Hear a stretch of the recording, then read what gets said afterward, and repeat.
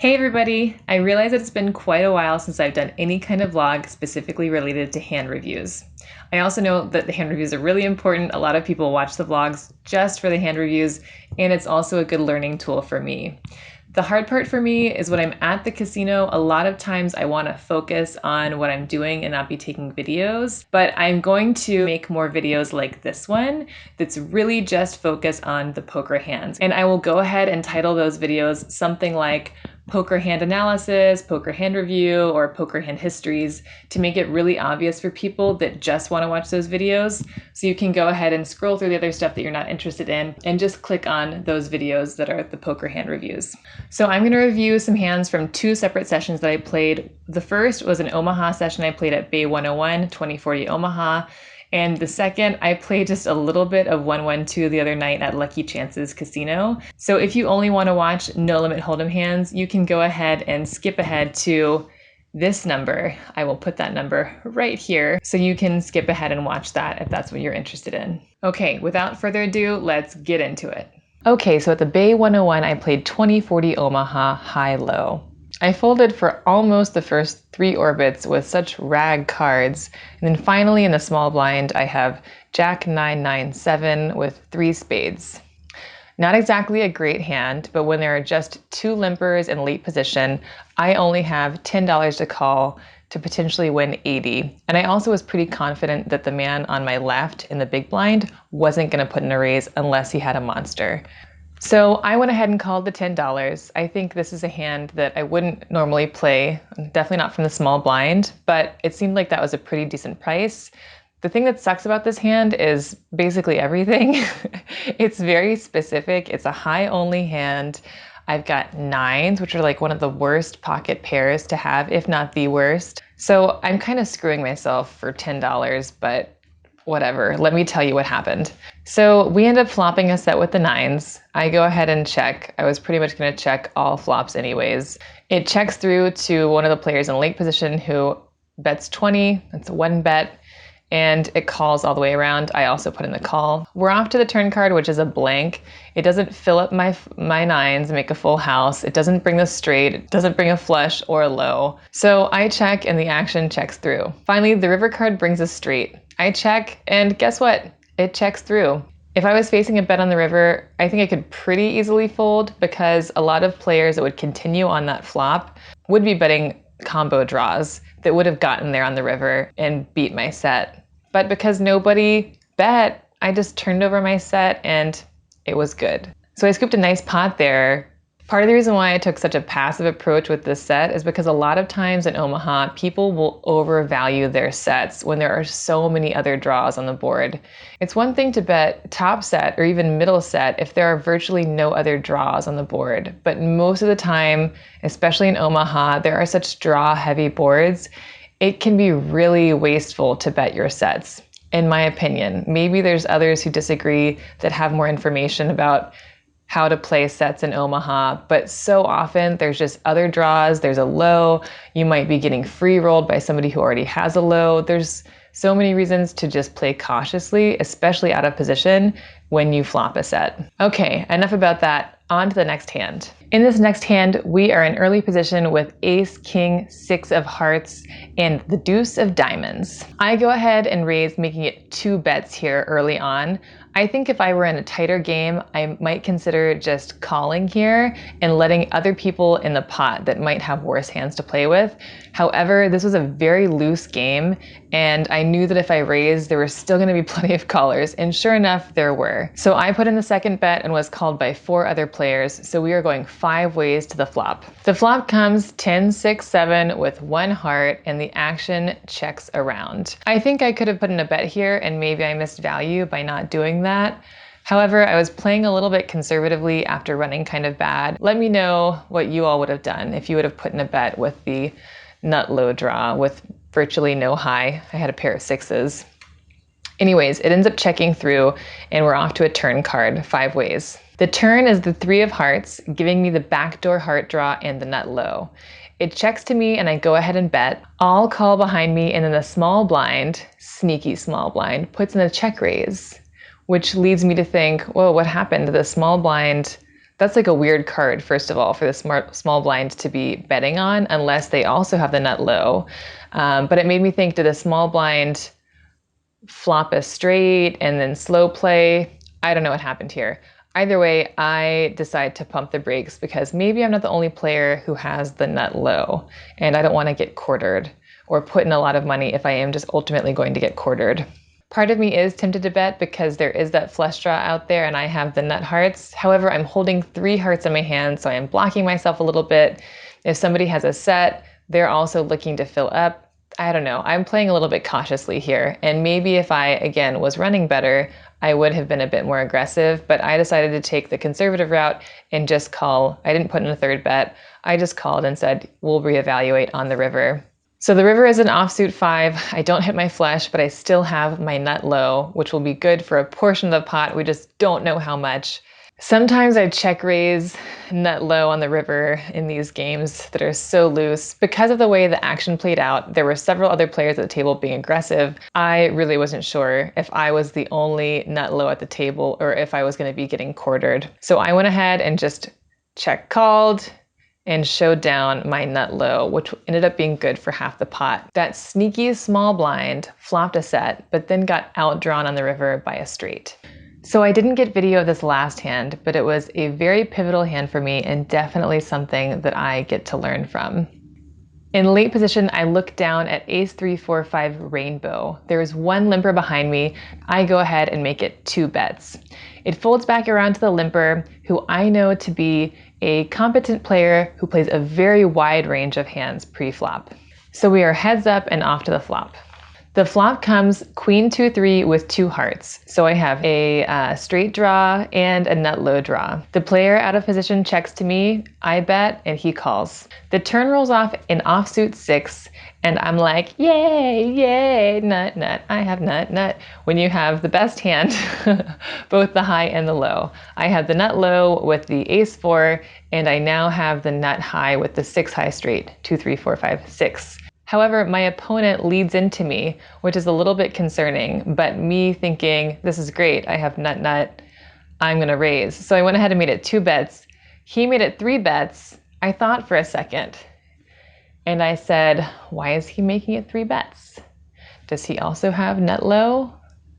I don't think he has a straight, because it would be really hard for him to have the exact hand that I have. And I said to myself, I've been running bad today and I'm determined to win this hand. So I went ahead and made it 4 bets. And then he made some kind of comment. Oh, I said something like, oh, go ahead and cap it. I'll make it 4 bets.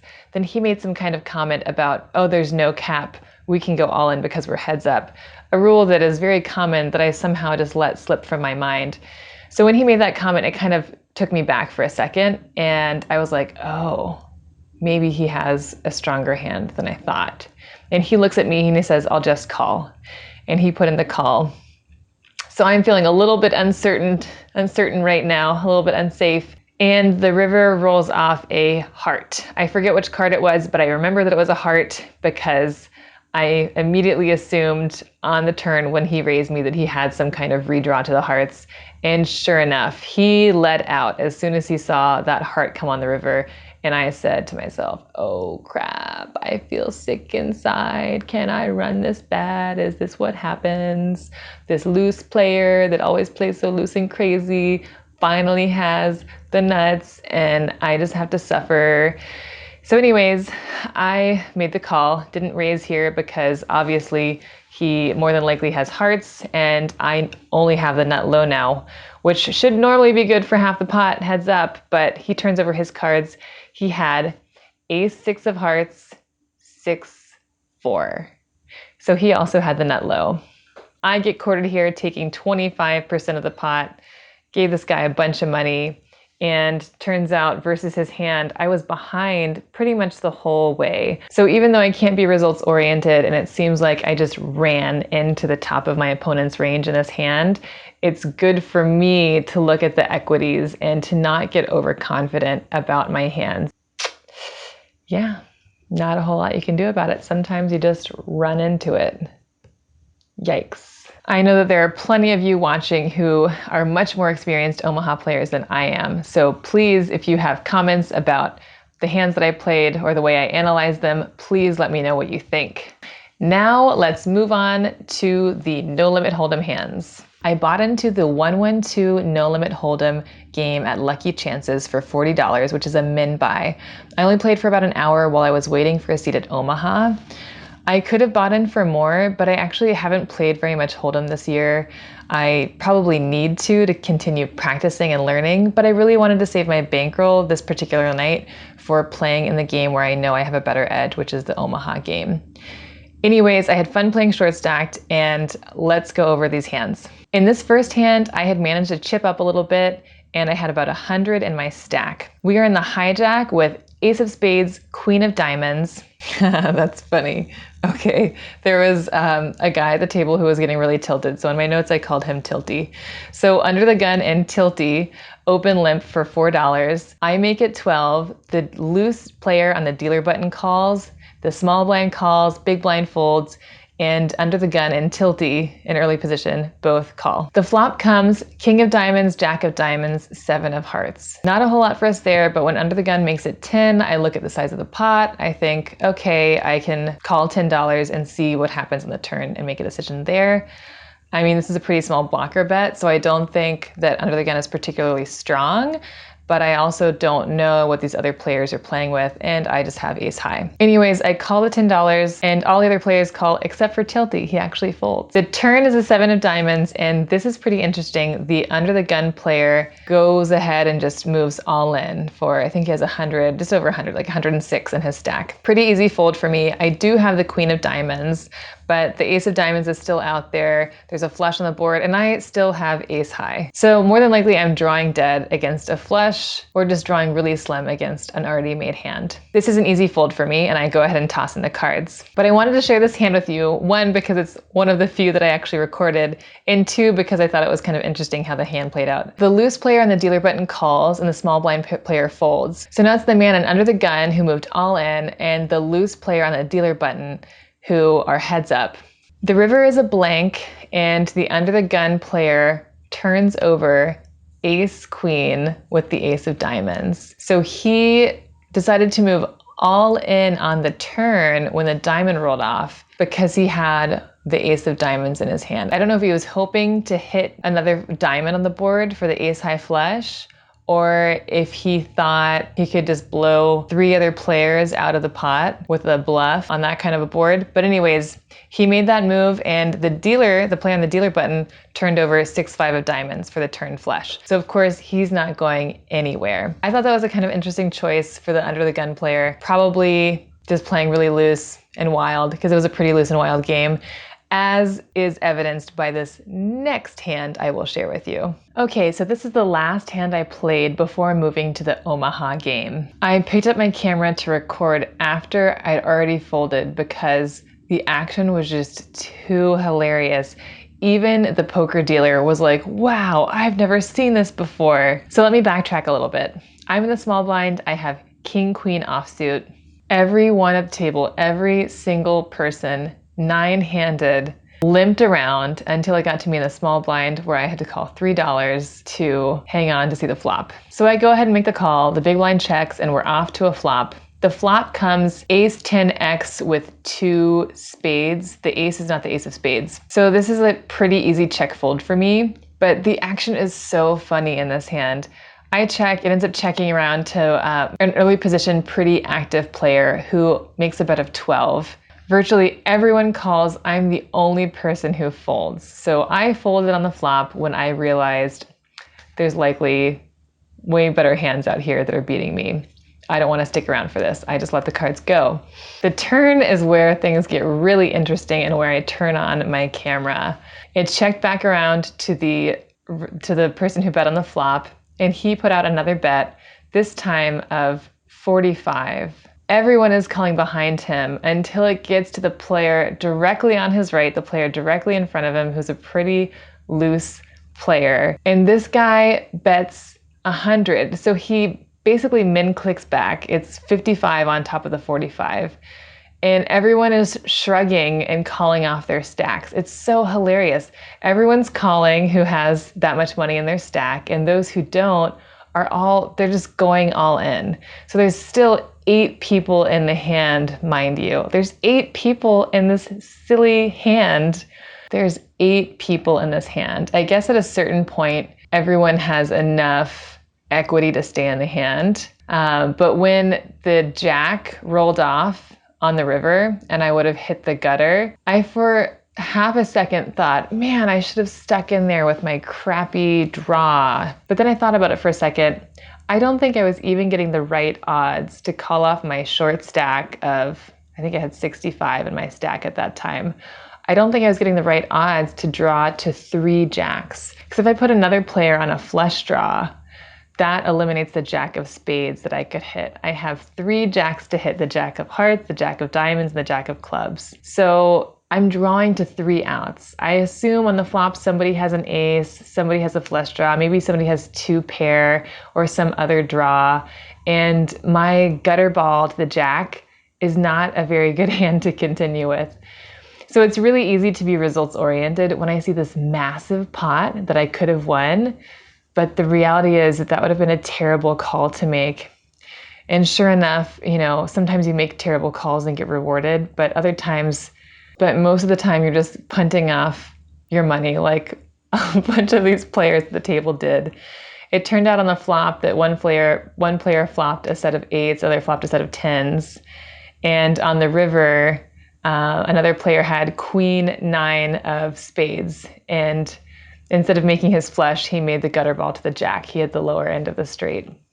So he scooped a big pot. He was all in, and the player with the set of 10s scooped the side pot.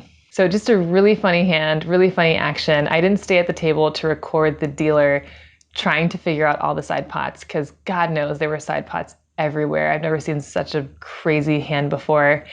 I hope they tipped that dealer a lot of money for all the work he did. So I know that's just 2 Holdem hands that I reviewed, and the second one kind of doesn't even count because it was just silly. But I honestly haven't been playing that much Holdem lately.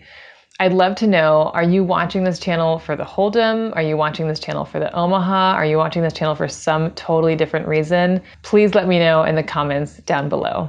Thank you all so much for watching. I hope you enjoyed my poker hand analysis. I'd love to hear your thoughts. Also, let me know if you're interested in this type of video that's more focused on just the poker hands, because I'm happy to do stuff like this more often. And it is also helpful for me to really break down the hands and think about my decisions and my actions and what was influencing the choices that I made in the moment. So please thumbs up if you would like more videos like this in the future.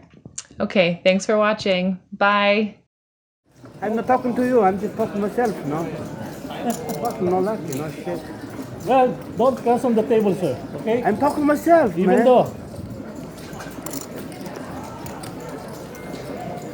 But you know, you how? Yeah, you lose, you lose. If you tie, you tie. Nothing we can do. No, twice, you know, then